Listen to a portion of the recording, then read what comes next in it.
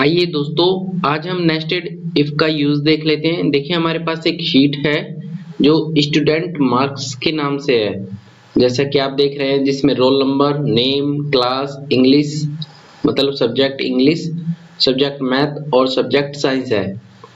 तो अब हम सबसे पहले अपना एक टोटल बनाएंगे जो इन तीनों के मार्क्स का है। एक कॉलम बनाएंगे जिसमें इन तीनों के मार्क्स आ जाएं, उसका एक कॉलम बना लेते हैं। चलिए यहाँ पर जाके हम कॉलम क्रिएट कर लेते हैं दोस्तों।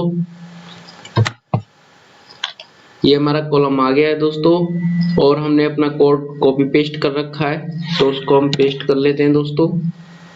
देखिए हमारा कोड आ गया है दोस्तों। मैं इस कोड को आपको समझा देता हूँ। यहाँ पर हमने कॉलम का नाम टोटल मार्क्स लिया है।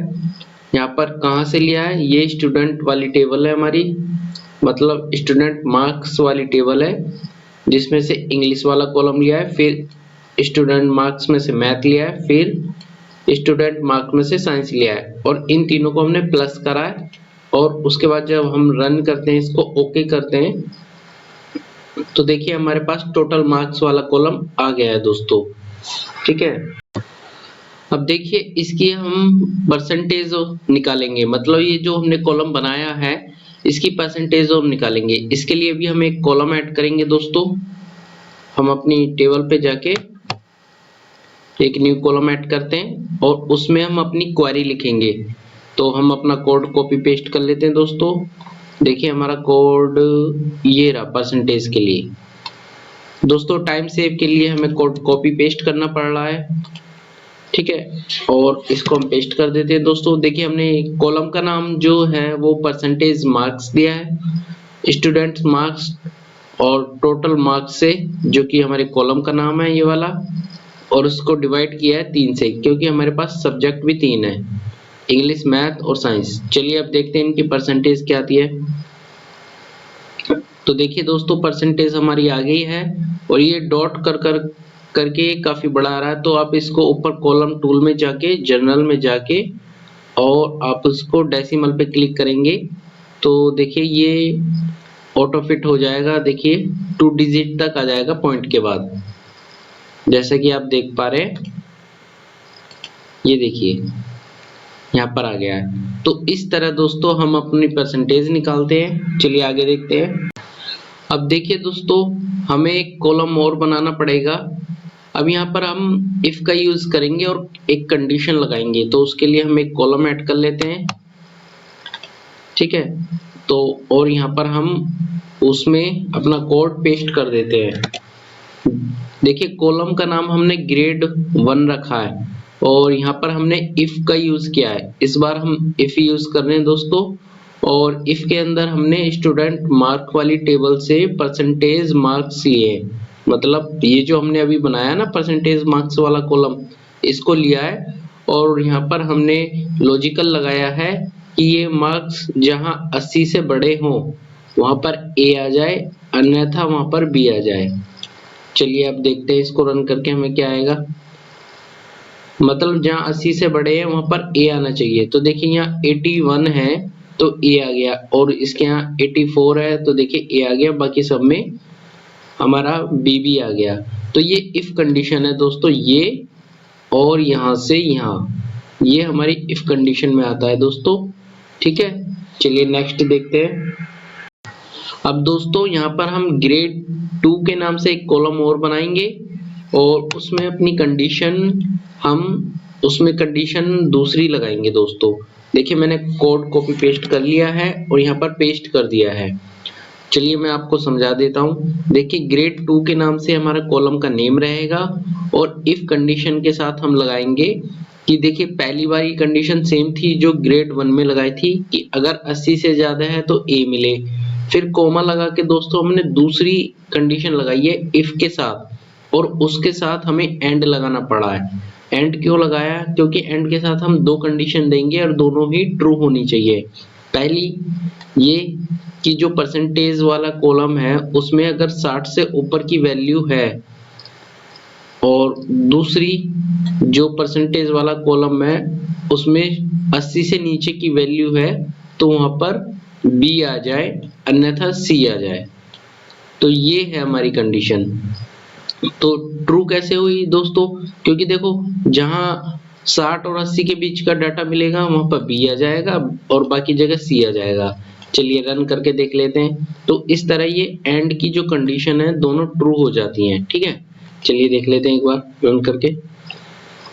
तो देखिए दोस्तों जहां जहां हमारा मतलब 80 से ऊपर डेटा है वहां तो ए शो कर रहा है, ये देखिए यहाँ पर ठीक है।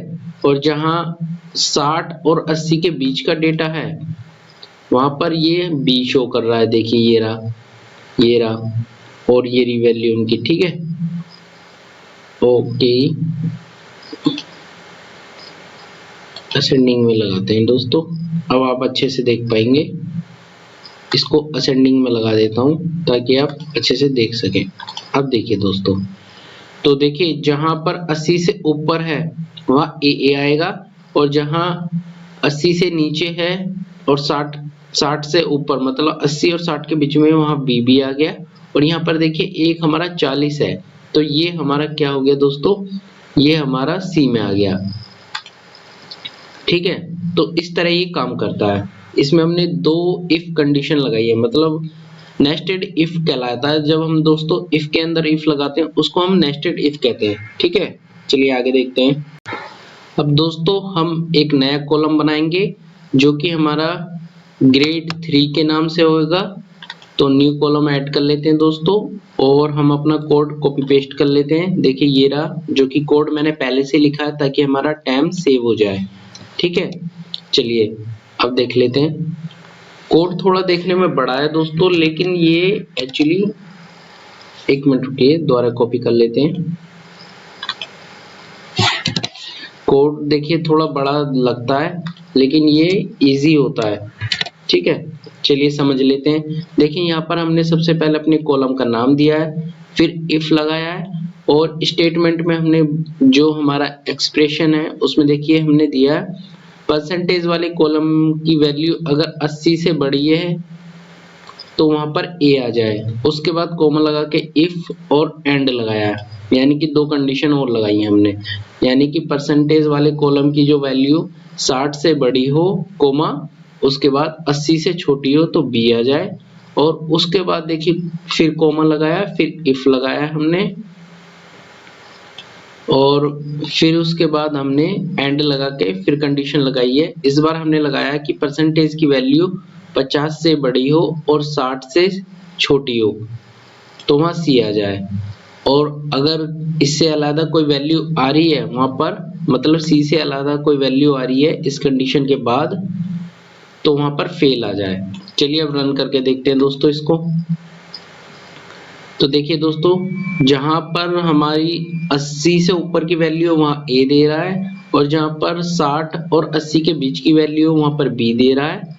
और जहां पर देखिए हमारे पास 50 और 60 की वैल्यू है वहां पर सी देता, लेकिन वो 50 और 60 की वैल्यू हमारे पास यहाँ पर इसमें नहीं है फिगर में, तो यहाँ पर 40 है, यानी कि 50 और 60 से नीचे की वैल्यू है। तो वहां पर इसने क्या दिया है, यहाँ पर इसने फेल दिया है, जैसे कि आप देख पा रहे हैं। ठीक है, ये वाला। तो इस तरह ये हमारा नेस्टेड इफ काम करता है दोस्तों। चलिए आगे देखते हैं। अब दोस्तों इसको हम चार्ट की मदद से भी देख सकते हैं। चलिए शुरू करते हैं। देखिए हम रिपोर्ट में गए और यहाँ पर हमने एक चार्ट ले लिया दोस्तों। चार्ट को हमने थोड़ा बड़ा कर लिया दोस्तों। अब यहाँ पर हम लेंगे ग्रैंड टोटल, ठीक है, जो हमारा 3rd नंबर का है। उसके बाद लेंगे y में हम लेंगे दोस्तों टोटल और उसके बाद हम लेजेंड में लेंगे दोस्तों नेम। तो अब देख सकते हैं आप, जैसे कि आप देख पा रहे हैं दोस्तों, बी वाले में हमारे जितने भी बंदे हैं तो ग्रेड बी में आए हैं और देखिए ग्रेड ए वाले बंदे ग्रेड ए में आए हैं और फेल जो हो गया है वो फेल में आया है, जो कि एक बंदा है जो फेल हो गया है।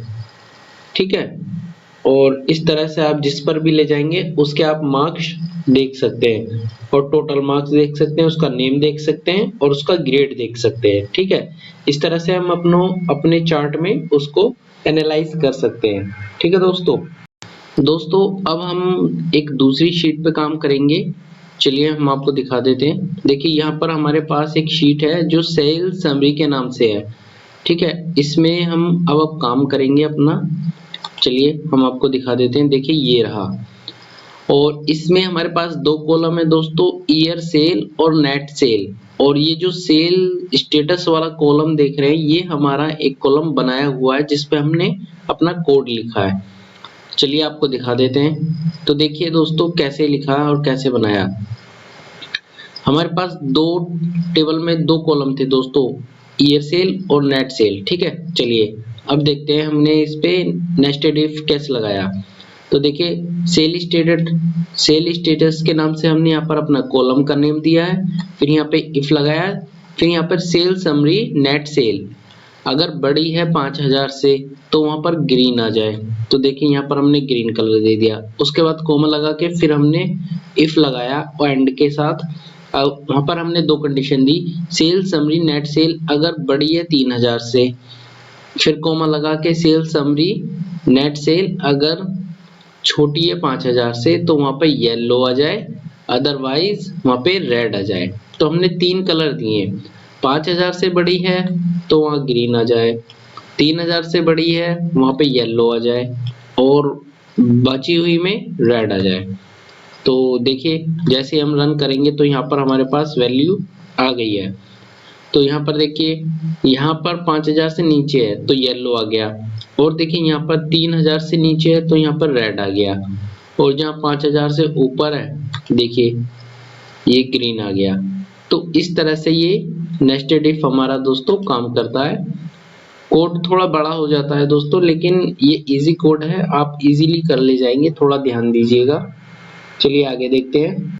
अब चलिए दोस्तों इसको हम रिपोर्ट व्यू में चार्ट की हेल्प से देख लेते हैं। हम यहाँ पर एक टेबल लेते हैं दोस्तों, टेबल को थोड़ा बड़ा कर लेते हैं दोस्तों, और यहाँ पर सबसे पहले लेते हैं ईयर ऑफ सेल, फिर हमारी नेट सेल ले लेते हैं दोस्तों, उसके बाद हम ले लेते हैं अपनी सेल स्टेटस।